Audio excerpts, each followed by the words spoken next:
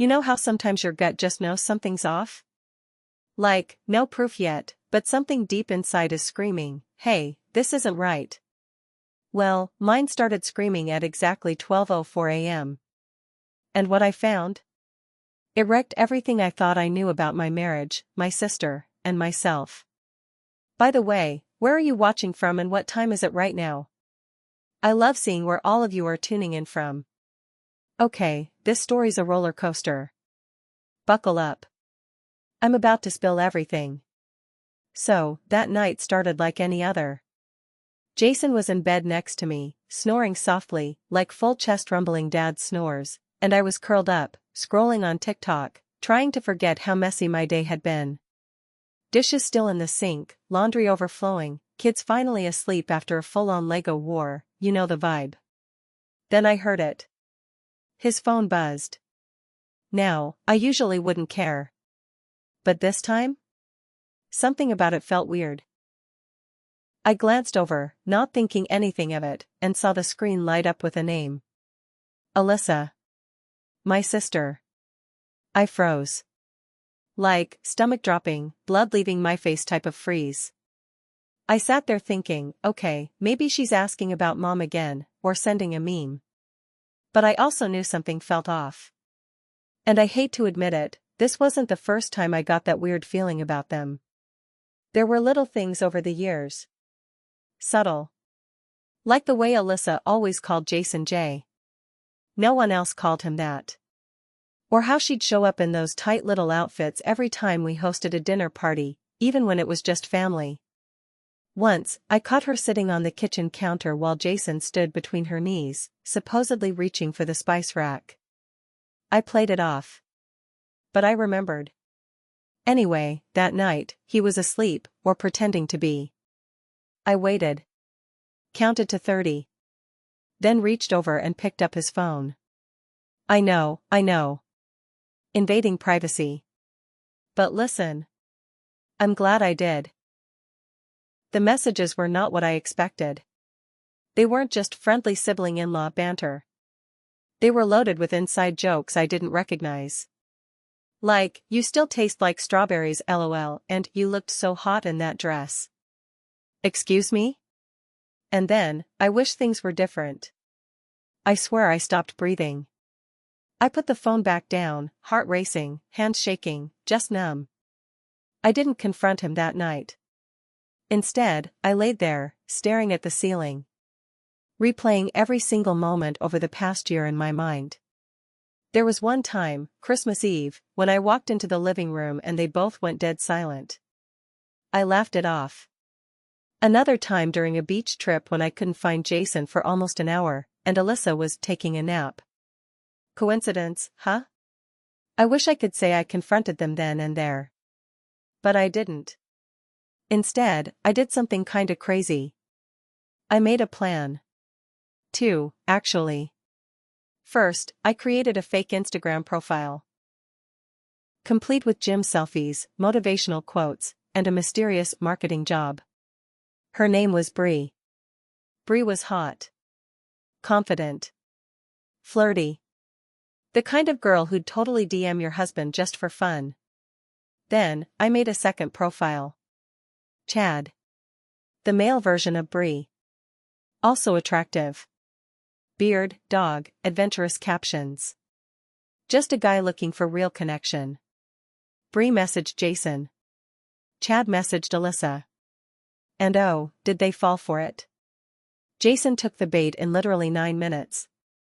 Told Bree she had captivating eyes. Said his wife didn't make him feel desired anymore. Desired. This man who I cook for, clean up after, raise his kids with, said I don't make him feel wanted. Then he dropped the ultimate cliché, you make me feel seen. Alyssa, not to be outdone, replied to Chad in less than a day. Complimented his dog. Sent mirror selfies. Told him she had a thing for emotionally intelligent men. And then, she told him she had a complicated situation. That she once caught feelings for someone she shouldn't have. Chad asked who. She wrote, my sister's husband. Just like that. No shame. No hesitation. She said it started after a night they spent drinking wine at the beach house. I had gone to bed early with a headache. They stayed up, talking. Apparently they kissed.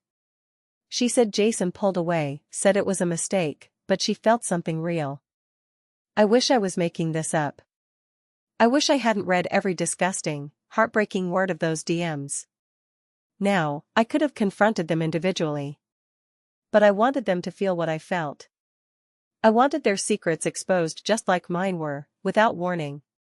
So I threw a dinner party. Just for the three of us. I made lasagna, Jason's favorite. Opened a bottle of wine Alyssa had once gifted me. Lit candles. Cleaned the house like it was Thanksgiving. The whole night I smiled. I played perfect hostess. Until dessert. Then I said, "Hey, let's play a game. Ever heard of Guess Who Slid Into Your DMs?" They laughed nervously. I hit the remote and projected the screenshots on our living room TV. Every single message from both of them, flirting with their respective catfish. And then, the messages about each other. Jason turned gray. Alyssa looked like she was going to vomit. You know what Jason said? You don't understand. It's not what it looks like. Sir. The words, "you still taste like strawberries," were in there. What part am I misunderstanding? Alyssa started crying, blaming the wine, saying it was a one-time emotional lapse. Jason said it was a fantasy that never became real. But guess what? Fantasies become betrayals the second you act on them. I told them both to leave. Right then. Jason begged to stay for the kids. Alyssa followed me into the hallway crying, saying, "You can't hate me. I'm your sister." I told her, "No. Sisters don't do this." The next day, I filed for separation. Jason moved into a friend's basement. Alyssa? I blocked her on everything. She texted me through a mutual cousin's phone a week later, begging to talk. I didn't answer. But here's where the story takes another twist. A month after the explosion, I found out from one of Jason's coworkers that this wasn't even the first time. Apparently, back in 2021, he had an emotional connection with a girl from work. They would text during meetings, sometimes meet for coffee, and he called it harmless. I never knew. But everyone else did. One coworker told me, "We all thought you knew. You were always so cool with it." Cool with it? I didn't even know. That's what killed me the most, how long I was in the dark. How long I defended him. How many times I made excuses for both of them. So yeah, now I'm that girl. The one who makes fake profiles. Who exposes secrets on flat screens. Who kicks out her cheating husband and estranged her own sister. But I also became the girl who got her power back. I started going to therapy. I signed up for kickboxing, something I'd always wanted to try but never had time for. I even went on a solo weekend trip. Sat on a beach alone, cried into a fruity drink, and then got up and danced by myself. It was messy. It was awkward. But it was healing. And last week? I got a message from Bree. The real one. Turns out her photos were stolen from a fitness page. We got coffee and laughed about how crazy this all was. She said, "Girl, next time just text me for a fake profile. I've got like 5. So that's where I'm at now. Rebuilding. One day at a time. And telling this story so you know, you're not crazy for trusting your gut. You're not overreacting when things feel off. Because sometimes, the people who are supposed to protect your heart are the ones who quietly shatter it behind your back. What would you have done if you were me? Seriously, I need to know. Because I still replay it all in my head. Was I too petty? Not petty enough? Did I go too far? Or not far enough? Comment below, would you have made the fake profiles? What's the biggest betrayal you've ever faced, and how did you bounce back?